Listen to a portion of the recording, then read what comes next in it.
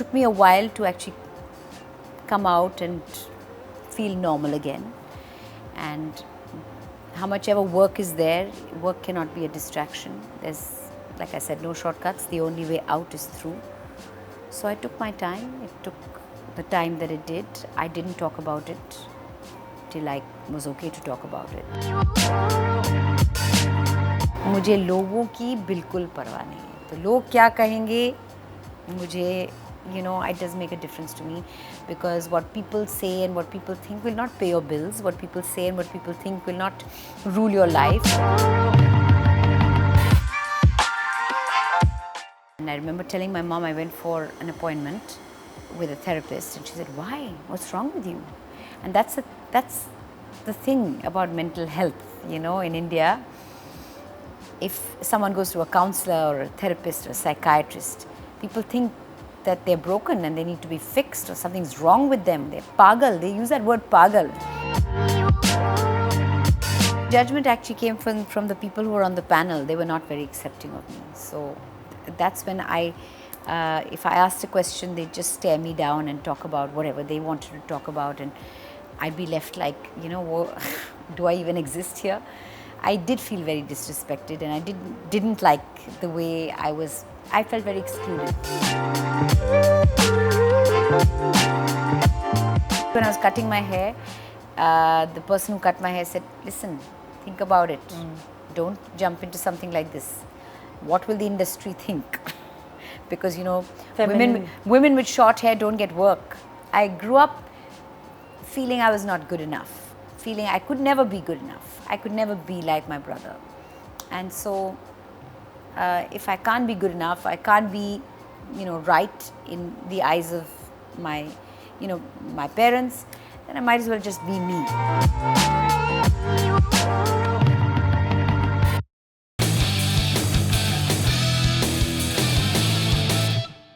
Hello everybody, I'm Rutwani and welcome to Wonder Women. It's the show where we celebrate wonderful women who are powerful, who are amazing, and who continue to do exactly in what they believe in. My guest today is one of a kind. She's multi-talented because she's pretty much dabbled in everything. From being that fantastic actor in Shanti to ruling televisions and being among India's first female presenters for cricket, she has come a long way and she continues to be her own person. Today we are here to celebrate the absolutely fantastic Mandira Bedi. Thank you for doing this. Thank you. Thank you for having me. I've had the opportunity to do quite a few things. It's been 31 years in the entertainment business, and I look back and say there's quite a lot that I've had the opportunity to do and experience and feel. So I'm very grateful always. There's something that every woman has to learn from you, and that is to do anything with confidence. That, I think, is the most kind of attractive and the most beautiful part about you. I don't remember the last time you were not confident, but I know there is a lot that goes on, you know, that you have to put up that confident front also. Well, you know, we're in this business, you and I, of the show must go on, and regardless of what's happening, I've learned how to put my life into boxes and compartments. And when, you know, the greatest gift you can give anybody, be it your children or be it your, you know, in your profession or be it your parents, the greatest gift you can give is your absolute presence, right? So there are a couple of boxes, you know, compartments where things are not going the best that they're, you know, that or the way I'd like them to, but they're in boxes. And right now, I'm with you and I'm yours 100%. So that's the way we have to do what we do. The show has to go on, right? मेरा सवाल इसलिए भी था क्योंकि मुझे लगता है कि there are a lot of learnings on the way that have made the woman who's sitting in front of me, right? Confidence इतना आसान नहीं होता है. How were you as a child? How were you brought up? The women around you who contributed to this person who's sitting in front of me? Well, I would have to say that I had a rather strict and proper upbringing. My parents brought me up minding my p's and q's, and they instilled some good values in me, and they taught me what is right and wrong, and I had a very disciplined childhood, let's say. But every now and then I used to find the discipline too much, and I would break the rules. So I had a rebellious streak in me, and my brother did everything right, and he was he followed life by the book, listened to my parents, he was the good kid. And I realized I just couldn't be anything close to him in terms of I couldn't match up to him. So I said, you know what, I'll just be me. I'll do me, because that's all I can be. And I was basically a good kid, but every now and then when I resented rules being thrust upon me, I would break them and break deadlines. Can you exemplify? It'll be fun. Yeah, well, all my friends would have a deadline of much later, and I'd have to come home at 10, like when I was a teenager and I was going out, and 10:30 was my deadline, and I would feel very resentful of it and very upset that I was the only one who had this particular deadline. And every now and then when I thought I was having a really good time at a party, or when I'd gone out with my friends, I would break the rules, and how. So forget about 10:30, I'd come home at 2, and then I'd be grounded for the next 2-3 times that I was invited out. So I mean, there was that. I was not as good as a student as my brother was. He was like a straight A student, and I was like, the subjects I'd do well in. But in the 10th grade and 12th grade, I got higher scores than him, because when I actually put my mind to anything, I can do okay, I can do well. So, but I was not your typical well-behaved, always doing the right thing kind of kid. So I had a very big sort of role model to live up to, and I felt most times I couldn't, because I couldn't be as good as he was. Now, having said that, that was my childhood, and I have no resentment towards my brother whatsoever, or my parents. But I'm just saying that's how I grew up. I grew up feeling I was not good enough, feeling I could never be good enough. I could never be like my brother. And so if I can't be good enough, I can't be, right in the eyes of my parents, then I might as well just be me. So, yeah. जब हम growing up years में हमारी ये confidence ऐसे नहीं रहती है, specially as women, क्योंकि हम अपने आप को सोसाइटी के नज़रिया से देखते हैं, and that's not, society is always not saying really good things about you.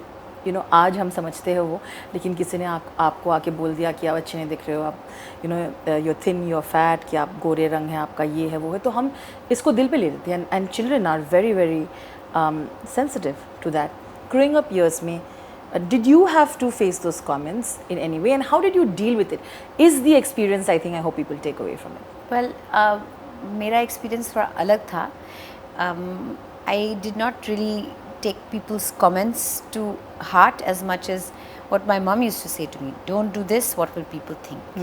Don't wear that, what will people, log kya kahenge? Don't do that, what will people think? Don't wear this, don't behave like this, what will, and it was always followed by what will people think. So much so, we are shaped by our childhoods, right? So much so that जब मैं बड़ी हुई हूँ, और जब मैं अपने आप रहने लगी, और जब मैं अपने घर में रहने लगी, when I moved out of my parents' home and I started working, तब से ही, while I'm living in my parents' home, I have to follow their rules. But जब मैं अपने घर में रहने लगी, और जब मैं अपने खुद के पैसे कमाती थी, and I was living by my rules, मुझे लोगों की बिल्कुल परवाह नहीं है. तो लोग क्या कहेंगे, मुझे it doesn't make a difference to me, because what people say and what people think will not pay your bills. What people say and what people think will not rule your life, will not add any value to your life. So because I had what will people think looming large in my childhood, the moment I got, the moment I was on my own, I stopped caring. I don't give a monkey about what people think. And isn't that such a satisfying and it's a calm great feeling. Peace? It's a great feeling. It's a great feeling. I mean, in some sense, we look at validation when we're on social media. We like likes, we like followers, we like all of that, and I've tried to even disconnect from that kind of validation, because having a number attached to my name, or having that many hearts attached to a photograph, doesn't change me as a person, doesn't make me who I am, doesn't make me more of who I am or less of who I am. So these things don't matter to me much. How was that conversation कि आप इस दुनिया में आना चाहते हो, you'd like to do get modeling and film industry and all of that? Well, surprisingly, मैंने अपना जो post graduation किया था वो था media में, and I worked, I was doing an internship with Prahlad Kakkar, who's the pioneer of ad filmmaking, because that's what I wanted to do. My post grad was in media, but not in front of the camera. I wanted to be an ad filmmaker, and I was assisting Prahlad, lowest level of assistant, and someone saw me there, the director of Shanti, and he was getting an ad film made, but he was looking for Shanti, and he'd cast everybody in the show, but hadn't cast the main title role. And so I don't know what he saw in me, I still don't know, but he asked me to come for an audition, and I told my parents about it, and they said, oh, you want to try? Go ahead. And I was quite surprised, and my mom in fact drove me to the audition, and 3 auditions later I got the role, and Adi Pocha came to meet my parents and sat me down and said, we'll take really good care of her. I know you're not from the business, but we'll take really good care of her. This is a daily soap. It's the first daily soap on Indian television. It'll be really a wonderful experience for her. And my parents were cool. And Shanti created history. Well, Shanti was the first of its kind, the first daily soap. It's nice to be a part of some firsts. The first daily soap on Indian television, the first daytime show. Before that, there was no fiction in the afternoons. Now the afternoon was full of different kinds of shows which are catered to the woman who's sitting at home, right? And even more important is what Shanti did and what the storyline was, based on a female lead who was making her own choices, who was questioning the society around her. Yes. उस तरह की जो writing थी, मैं तो कहूँगी आज भी बहुत कम ऐसे roles लिखे जा रहे हैं. It was a wonderful character, and especially a first character to play, a first show to do. A lot of her rubbed off onto me. कैसे? In the sense I wanted to be like her. She was so cool, and she just she did whatever she pleased. She went after whatever she wanted. She stood up for what she believed in, and I found myself towards the end of Shanti taking up for the causes of the people in the studio. The food wasn't right, and I went to the producers, how can you feed us this food? And I found I wanted to be like her. I liked her character so much. And you're right, she was a character, and the writing was all before its time. And that was the time when we didn't have mobile phones that long ago, and there was a room that we had like sacks full of fan mail, actual inland letter forms and postcards with people writing in saying, you inspire me, and we want to be like you, and what a lovely character is, you've given me the guts to do this, that and the other. So it was a wonderful first character to play, and I really enjoyed it. And if anybody was to ask me what is your favorite bit of fiction you've ever done, there's always a very special place in your heart for the first thing you do, and especially when the first thing you do was popular and loved and aspirational and inspirational. Also, along with that, I loved your hair. Yes. Oh goodness! Did you ever miss it? No, I don't miss it now. I had curly hair, and I used to fight with my hair and fight with the frizz. You used to? Yes, I didn't enjoy having long curly hair, and it worked for the character and was something different. You normally saw women with long straight hair. You never saw a curly haired protagonist in a show. So, I mean, they liked it. I personally didn't like my hair, and one fine day when I was done with the straightening and all the things I was doing with it, I just cut it short, and I've never turned back since. So I love this more. That is a liberating feeling, isn't it? It is. But when I was talking, and I must tell you, when I was cutting my hair, the person who cut my hair said, "Listen, think about it. Don't jump into something like this. What will the industry think?" because, you know, Feminine. women with short hair don't get work. Think about it. Sleep over it. Come back tomorrow and I'll cut it if you still want to come back tomorrow. Next morning before the salon opened, I was knocking on the door saying, I'm ready, cut it off. And it's been almost now 15 years, and I can't, now when people put wigs on me because they want to try a longer haired look, we both look at it and we say, not happening. I must say that if we talk about the it girl often in the internet, you are our original it girl. No, thank you.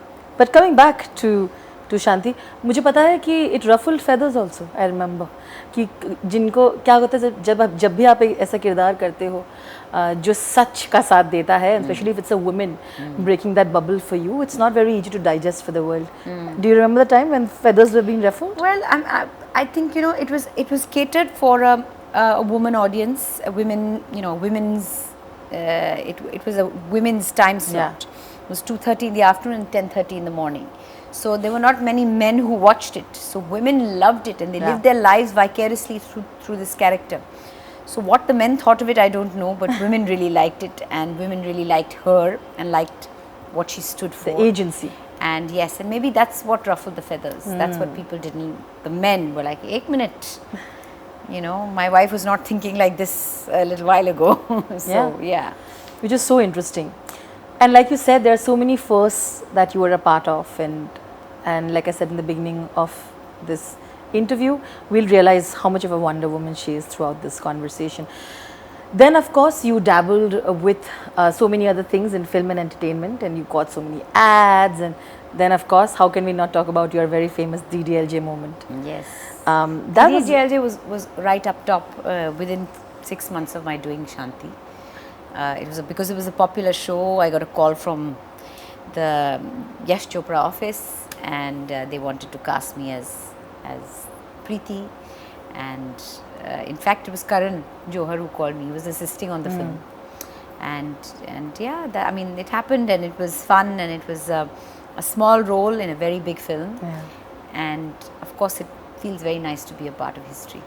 But today when you look back at that character, there was such innocence in her, isn't it? Yes. Very, very different from who you were in real life. If somebody else would have met you, no, I was quite innocent back then. No. I think innocence se bhi zyada, the character was timid. I don't think you'd call yourself naive. Yes. Naive and timid was not something that you were even back then, right? No. So it was kind of very opposite to who you were. Very interesting as an actor to do something like that. Yes, it was, and especially since on the small screen simultaneously I was playing Shanti, who was a firebrand, and then to play this very simple, naive kind of village girl, village belle more like, was quite the contradiction. But that's what acting is. You get to do a bit of everything. I played a negative character shortly after that in Kyunki Saas Bhi Kabhi Bahu Thi, because I just wanted to tick off some boxes and see if I could do this and I could do that also. And it's amazing for all the love I got from Shanti when I played the negative character in Kyunki Saas Bhi Kabhi Bahu Thi. People were like, what? How can you not? Why don't why don't you leave him and Mihir? Why don't you leave Mihir alone? Mihir belongs to Tulsi. And I'm like, hey, back off. Mihir and Tulsi are together on screen and I'm playing that character. They took it very personally, and they took it very, that's how people get involved in shows that are popular and that are, these daily soaps. So you were that good. No, I don't know whether I was that good. I played a character that really upset a lot of people. But you played it you played the bad one. Well, I can play someone negative now, I know. You can, for sure. But again, I'd come back to DDLJ and say a lot of things must have been a little intimidating for you also, right? Because everything was film, and like you were saying, you were not very comfortable dancing, but you had to experience all of that there. Tell me how that was. And you always talk about the Saroj moment, working with her, trying to figure out how to dance. Tell us about all of that. Well, we started with the dance. We started with Mehndi Laga Ke Rakhna, and honestly I haven't shaken my hips in my life. I mean, so the first thing I am supposed to do is start, put my hand on my head and shake my hips, and I'm like, this body movement I don't understand. And Saroj said to me that, you dance just like Sunny Deol. You're shaking your shoulders and you're not shaking your hips. Women shake their hips. So I was traumatized. I don't know how I got through the 4 days of that song, but I got through it, and then I did some more, you know, simpering and blinking of my eyes through the rest of the film, and it was an interesting experience. Yeah. And when I saw myself, I was like, oh my God, there's not very much of me in the film. But and I've seen the film only once during the premiere. I've never seen Really? it on. Why? No, just I haven't after that. But and people send me pictures of when they're watching Dilwale, you know, from their TVs or from Maratha Mandir or wherever, and they say, picture of you, what a classic. But I've not seen it since the premiere, and I look back and I say, it's nice to be a part, like I said, small part of a very big film and a part of history. Iconic, right, of Yes. Indian cinema. Yes. And I think, but your moments with Shah Rukh were really cute. I thought like you all made it work, you know. Well, it was nice, yes. I mean, we had a What- great director. Aditya Chopra is, you know, he's a good director. He, you know, comes from, it's a legacy, the films from Yeah. that banner. And that was his most successful film. He's made a couple after that, but nothing can beat the success of Dilwale. And he put so much passion and love into it. He knew exactly what he wanted, and he made it work, yes. And that changed life for SRK as well. Yes, that was his first big one. Did it change life for you as well? Did things? No. I mean, the thing is, after that I got offered a lot of smaller roles, second leads, and the thing is, I was not dying to get into films. I didn't know what I was doing in this entertainment business to begin with. I'd gotten into television. I was doing this amazing role on television. So I said, you know what? I'd rather than doing these smaller roles in film, I want to do more good roles on television. I did a ton of them till I got tired of it, and I said, you know what? This is like punching a card. I'm doing 25 days a month of shooting and getting to a set, and a 9 to 6 or a 9 to 10 kind of. They say I'm ready for a sabbatical, and that's when cricket happened. So that there was a nice sort of, it was like prayers answered. I wanted to do something different, and something amazingly different came along, hosting, which I'd never done before. So. That is, of course, something that we will get into. But you know, interestingly, it is true. You were quite, I'll say, self-assured, right? Like even in the movie business, you know, you see often women who get very insecure about how much am I being seen, how much I have to be. But you were not taking all of that very. I didn't take it seriously because you know, there's some people who want to become, whose sole aim in life from when they're 5 years old is to become an actress or a model. I was not one of those people. Yeah. Shanti happened by chance, and because it happened by chance, whatever came my way after that was like a bonus. So for me, I was just like bright-eyed and like, wow, this is also happening. Oh my, this is also coming my way. There was no real long-term plan, and I was just going with the flow. A lot of women are told the exact same thing in their careers, that you're in the peak of your career, and especially in front of TV and television, don't get married. You know, you will lose that appeal that you have and all. I hear a lot of actors say that. Or even in the entertainment business, they always tell you like, don't get married now for some weird reason. Get married at a certain time. But I think you took charge of those decisions and stuff in your own way, and why should somebody else be taking decisions for you? Absolutely. I mean, it was not just don't get married, don't have kids, your life's going to change, you'll stop getting work.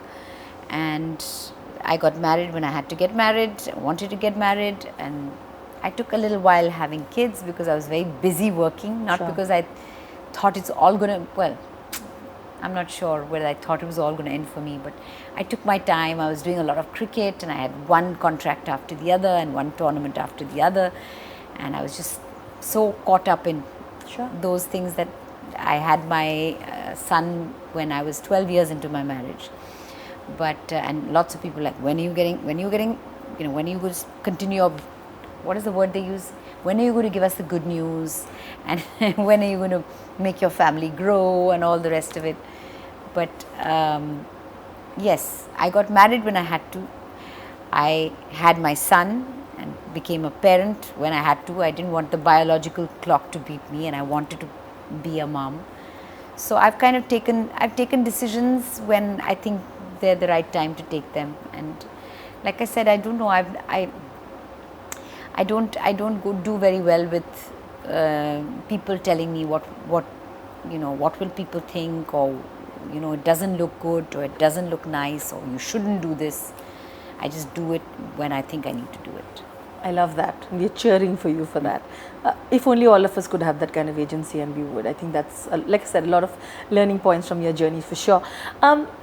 Coming back to, of course, being the first female presenter for cricket at that time, especially taking over World Cup and doing all of that. A lot of things changed with the way you reacted to things, with the love that you got, the judgments that you got. I think you took over.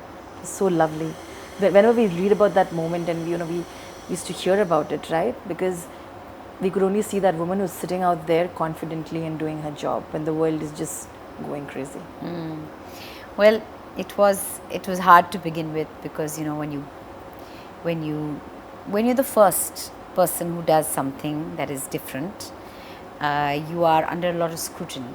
So people will judge you, people will have things to say about you, people will dislike you, people will have an opinion, people will like you, people will hate you. It's going to be a mixed bag. The thing is, you got to hang in there. And I had a long enough tournament. The first week was a disaster. There was an intervention, and they sat me down and said, listen, no pressure on you. We've auditioned 1,000 women to get to you, so we know you have it in you. What you need to do is just take the pressure off yourself. You're fumbling and stuttering and stumbling because you're scared, you're anxious, you've got something going on in your head. Just be present, have fun, enjoy yourself. Let it be, this panel is full of very serious people. Go have fun, lighten it up. You're not an expert or a commentator or an analyst. You are just a co-presenter. Go have fun. And honestly, it was like a switch in my brain. Heaven and hell is in your head. You flip that switch, and from everything being a disaster, everything just became, wow, who gets a chance to do this? How amazing is this? Wow, I'm going to just let it flow. No questions are off the table, so just feel into it and feel good about it. And that's what I did for the rest of the tournament, and I managed to change a few people's minds about me, and it was such a lovely sort of learning curve, and it was such a lovely experience. And by the time I came back, people who had seen me up until then on TV shows as characters now knew me as Mandira.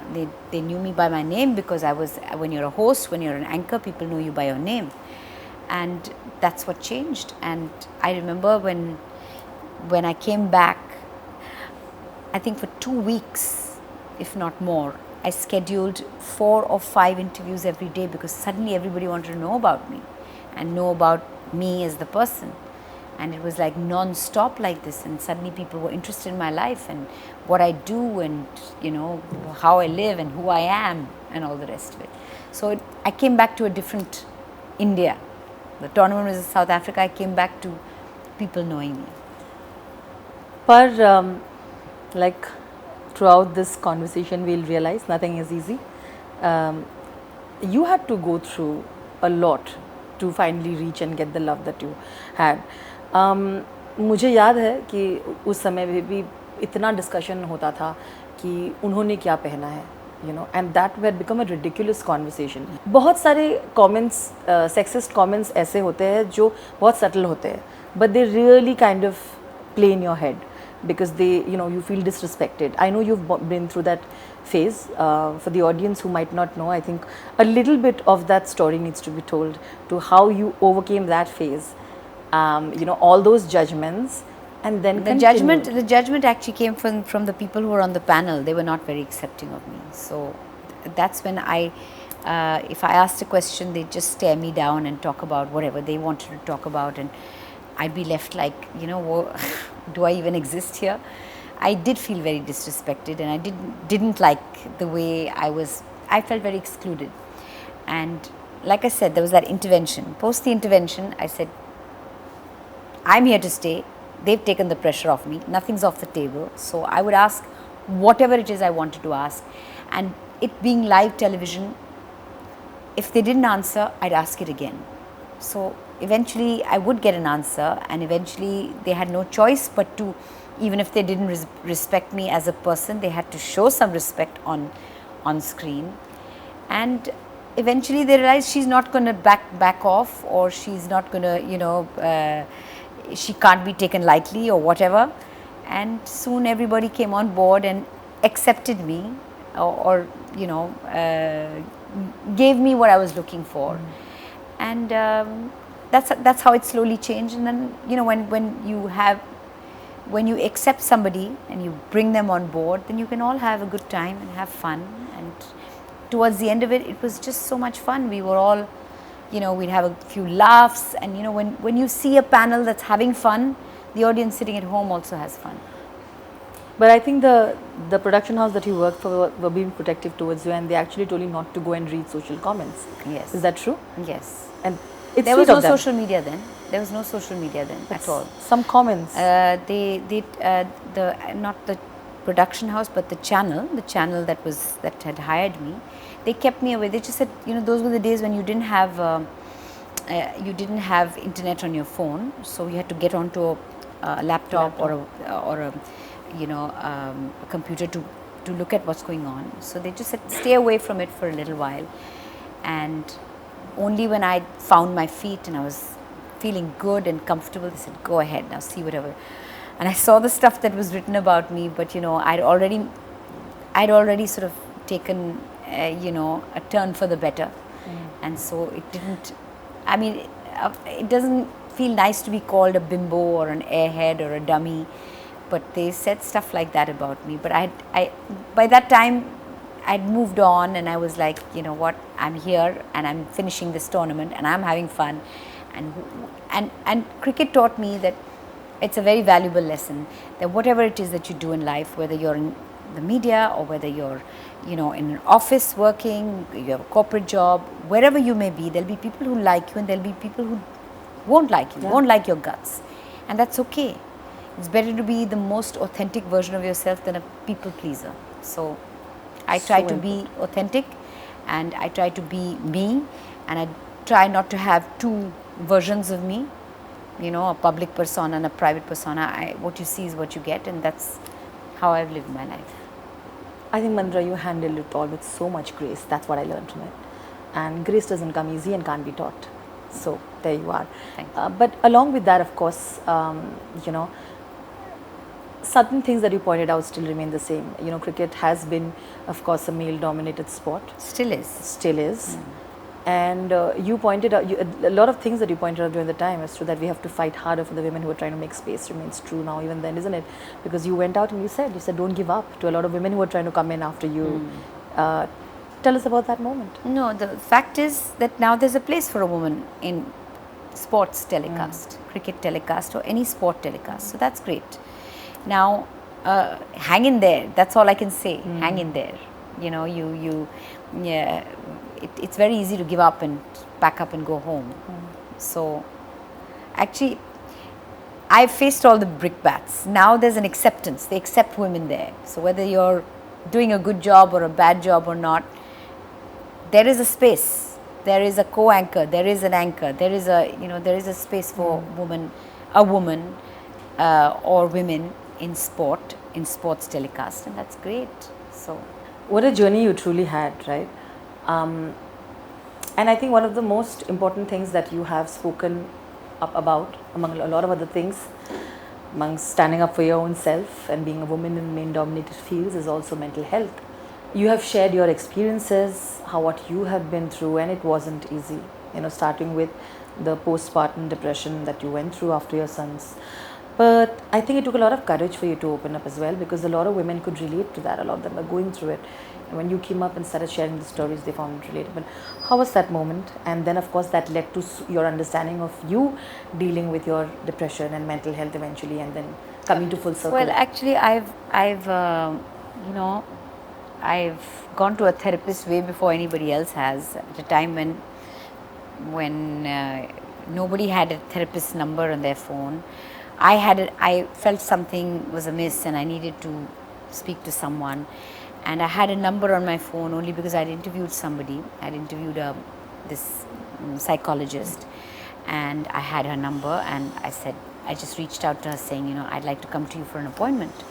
And I remember telling my mom I went for an appointment with a therapist, and she said, "Why? What's wrong with you?" And that's the thing about mental health, in India. If someone goes to a counselor or a therapist or a psychiatrist, people think that they're broken and they need to be fixed, or something's wrong with them. They're pagal. They use that word pagal. Yeah. And the fact is that we all have, moments where, when we're not feeling good, moments of anxiety, of sadness, of negativity. And, the one part of it is that you feel something and you're able to process it and move on, great. If something stays and persists over a period of time, then you need to have that awareness that something is not feeling right. You've got to do a mental, like a check on yourself to see how you're feeling, like a feelings check or an emotional check. And if something feels amiss and it's feeling amiss for a period of time, you have to have the awareness that something needs to be addressed. And to address it, you need to take some action. Now, first thing is you can go and reach out to a friend, but I personally, and that's fine, reach out to somebody. Was this after your son was born? Was it during that time, or was No, it before that? This is way before that. Way before. So it's not just postpartum depression. It's like it's gone back to a long time ago. So Sure. when something doesn't feel right and you know that it's not feeling right, and you're feeling anxious or upset for a period of time, you reach out to somebody. Absolutely. You can reach out to a friend, great, and you're okay with that, and you feel sometimes just airing it out feels better. But my advice is reach out to somebody who is equipped to help you, which is what I did. I wanted to go to somebody who would give me a perspective, who'd open out my blinkers, when we get caught up in our negativity or anger or various emotional states, we see our lives and everything through these blinkers or through a lens. You need somebody to just take off those glasses or move away those blinkers to give you another perspective, to show you the mirror if need be. So, I mean, at any and every step of the way when I've felt, emotionally and mentally challenged and not felt good, from the inside, I've reached out, and I've reached out for help. I've reached out to a counselor or a therapist. Or now, my mom, who first said to me, "What's wrong with you? Why have you gone to a therapist?" As recently as 6 months ago, said to me, a friend of mine is not feeling so good. Do you have any therapist number? Wow. I said, what do you want? Spiritual therapist? Do you want a psychiatrist, a psychologist, counselor? What are you looking for? Because now we all have numbers of, people who can help us. Sure. On our phones. So, I mean, it's a long time coming. The conversations have increased, but yet there's still some taboo associated with mental health, and people don't talk about it because people don't like to give the impression they're broken or something's off. And it's not like something's off, it's just that we all go through different kinds of, ups and downs in our lives and traumas and things that affect us. And if you're not able to process them, it's just somebody helping you process them. That's what it is. So well put. और बहुत stigma है, जैसा आपने कहा. You spoke about your mother realizing the importance of mental health for her friend. Clearly, it's a full circle moment. Yes, it is. There are many full circle moments like that. And and now my son, when my son feels a little unhappy about something, and he says, Mom, and he tells me very simply, he says, Mom, I think I'd like to speak to, we have a therapist who we call to the house, and she comes over and she hangs out with him in his room and they talk. So he said, I think it's time to call her now. They say motherhood changes you. They always say this, right? But everybody has their own journey to it. How was yours? And of course, I know you're a wonderful mother. I think it's the best thing that's happened to me. It's being, and I've adopted my little girl. Yes. She came to us at the age of 4. Between my son, who's my biological son, and my daughter, who I've adopted, I think I am one very, very special person. I am a very privileged and a very lucky person to be an adoptive and a biological mother. This journey not many people have, and I'm one of those people, and I consider myself very, very privileged, because I mean, to see to see something of you in a child that you do when you give birth to a child, but to see something of you in a child that you've not given birth to, I think that is, it's unbelievable. It blows my mind to see my daughter who is more like me than my son is. My son is this musical mind. Where he gets it from, I don't know, but he's like gifted with music, and I can't sing or dance. I have zero rhythm in me. My daughter is athletic and sporty, and she's got long curly hair. If I put her hair up in 2 pins like that, she'd look just like Shanti. Oh, so lovely. it's amazing. So to see something of yourself in a child that the universe conspired to bring to you, I think that's very special. And motherhood for me is one of the things I say thanks for every single day. It's one of the most, it's when people ask me what inspires you or who inspires you, I don't have a role model. I have my children. My children inspire me. My children inspire me to be a better person, to be a better mother, to be, emotionally more stable, to be, to get up and go and work, to inspire them. They inspire me to be the best version of myself. What a lovely way to put that. The process of grief and loss is something that it takes a while to understand how you deal with it. I saw the way you dealt with your grief and loss publicly. I don't even think I would ever have the courage or the kind of sensibility at that time. But I think it took some time for you to heal after your husband's death, but also the things that were happening around you. Where did you find that courage at the time? How were you dealing with it? I just want the world to hear that story, and especially because I think everybody has their own timeline. Everybody takes a certain amount of time to process things, and you have to go through and feel everything. There's no shortcuts around it. So I was not,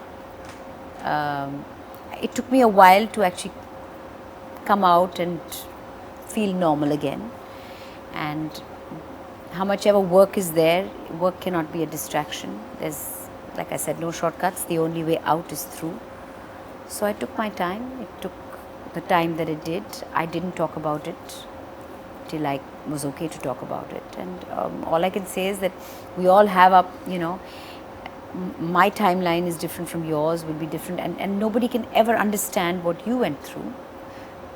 And I can't, and you will never be able to understand what I went through, because we have a different, way of processing things, and we had different relationships, and it was different relationships. And for me, it felt like, the world, the tectonic plates underneath me moved, and now I'm a single parent, and acceptance took a very long time. But then I had to focus on what is, and I have to focus on giving my children a good life, and I have to focus on working and being a good parent and being positive and strong. I could have completely folded, and that would have been 2 more lives that would have, been very, very severely affected. But I think my children are well-adjusted people, and of course it's a long journey of parenthood, and my focus is on giving them a good life, because I have to focus on what is. So well put. It has to be onwards and upwards. It's been 4 years since it happened, and I think my children are, like I said, my reason to keep going. And there were friends like Mouni who stood by you. I still remember. There were lots of friends. I am blessed with friends. My friends are my family. That there's the friends like family sort of hashtag. It's not a cliche for me. I have no family in Bombay. My parents live in Delhi. My in-laws live in the States. My brother and sister-in-law live in Singapore, and so there's nobody here. And my friends are the ones who rallied around and are there for me whenever I need anything. Do you feel lucky to have this sisterhood? I see a sisterhood in Mouni and you, and a few others. I have a sisterhood I have, friends of all ages. I have friends in their early 30s, and I have a friend who's like 60, and I have friends, so many women friends who are there for me and who stand up for me and who make me feel less alone. But so I'm going to end with these two questions. First of all, we were talking about dealing with individual griefs, and you're right, every grief is individual, which is why I think it's important for us, for the world to, at some point, and you've moved on, but I still feel, apologize to you for judging you for any way Nobody at that needs time. to. No. I don't seek any apology. No, are you kidding me? No one needs to apologize. I don't care. I would, if I was seeking an apology, if somebody needed to apologize to me or I felt that I was due an apology, that would be one thing. I don't care. I don't care. It But I doesn't think they were matter. disgusting, so. I don't know. Because I really don't know. There's some things I do not want to, your social media and what you see is there's a very strong analogy with that in life. See, what you put out is what you get. So I don't, there was a time when people used to troll and whatever. Now the thing is, I only put out positivity, and I only put out things that give me peace, joy, happiness, or inspire me, and that's what comes my way. Nothing else does. So I don't care. You're talking about an apology. Nobody needs to give me an apology, because I'm not seeking one. I don't want one. Who are you even talking about? That's true, faceless people. But like I say, you will continue to be an inspiration, and I think the way you had dealt with all of that was fantastic. To end it, we talked about full circle. Yes. And I know that's been such an important part of your life. You have walked the talk with creating, again, such awareness about mental health, and you continue to do so. Would you like to end with that? Yes, I've benefited so much through therapy. I had anger issues, which I dealt with through therapy. I had a lot of anxiety. I was depressed for a period of time as well. And therapy has helped me in various stages of my life. And for me, Full Circle is not like a business. It's a mission that people should benefit, from healing, and should reach a space of wholeness again. And that's what Full Circle is all about. And up until now, therapy has always been about, it's always been afforded only by the urban elite. True. Full Circle makes therapy and counseling accessible and affordable. It's clinical therapy meeting deep compassion. It is wisdom and mentorship and all of it under one roof. And I think that's what makes it different. Right from the first phone call that you make, a person who's very vulnerable making that first phone call to even inquire about what I can do, that is also taken by a therapist. That first phone call is not taken by an operator. So I think empathy is very, very important, and everybody needs to feel whole and be whole again.